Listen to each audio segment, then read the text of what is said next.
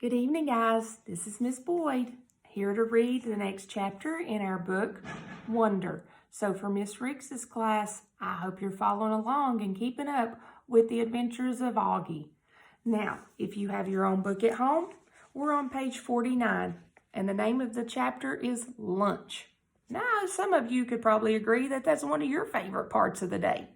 And I hope you all are picking up your lunches and getting those delivered to you or picking them up at the school. Don't forget they're at your bus stops every day at a 4-hour difference. So if you pick them up at 8, if you get picked up at 8, then your lunches will be there at 12.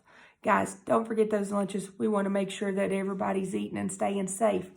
So let's get on with it. When we left off, we were talking about Mr. Brown's precepts. And one of his biggest precepts is when given the choice between being right or being kind, choose kind. No matter what, always be kind. Now, today it starts off with, Via had warned me about lunch in middle school, so I guess I should have known it would be hard. I just hadn't expected it to be this hard. Basically, all the kids from all the 5th grade classes poured into the cafeteria at the same time, talking loudly and bumping into one another while they ran to different tables. One of the lunchroom teachers said something about no seat saving allowed. You ought to be in trouble because I know some of you saved some seats. But I didn't know what she meant, and maybe no one else did either, because just about everybody was saving seats for their friends. Now, I tried to sit down at one table, but the kid in the next chair said, "Oh, sorry, but somebody else is sitting here." So I moved to an empty table and just waited for everyone to finish stampeding and the lunchroom teacher to tell us what to do next.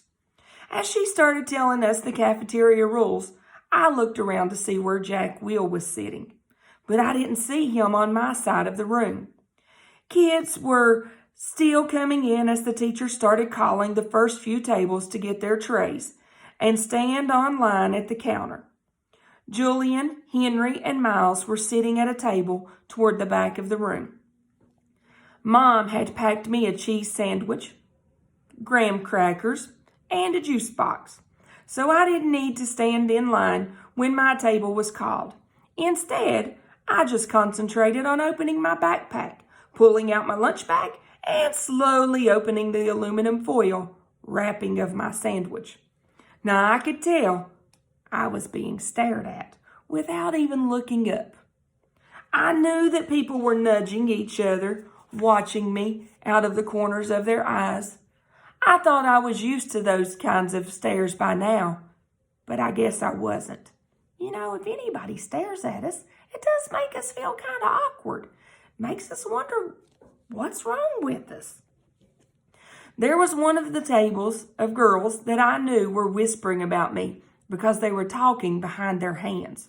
You know how people put their hands up and you think we can't tell, but we know you're talking about us.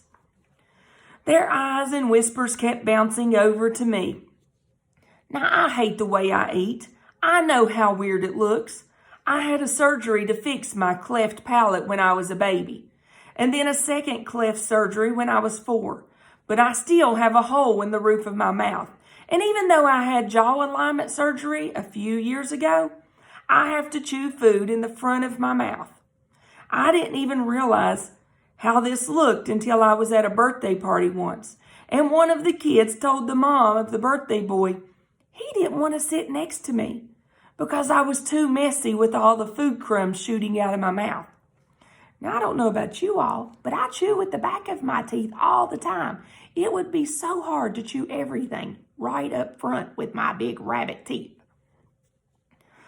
Now, I know the kid wasn't trying to be mean, but he got in big trouble later, and his mom called my mom that night to apologize. When I got home from the party, I went to the bathroom mirror and started eating a saltine cracker to see what I really looked like when I was chewing. The kid was right. I eat like a tortoise. If you've ever seen a tortoise eating, like some prehistoric swamp thing. Now, that doesn't sound like a very good eater, but gosh, I don't eat so nice every time either. Sometimes there's food all over my clothes and food dripping all over the place. Yikes, maybe that makes me a messy eater also. Any of you all messy eaters? I've seen that lunchroom sometimes. I know some of you lose every bit of the food you're putting in your mouth. Now, guys, that's the end of that chapter. It was a short one, but stay tuned for tomorrow, and we're going to talk about the summer table. And summer has more than one meaning on this one. So, guys, we miss you, we love you, and we hope everyone is staying safe.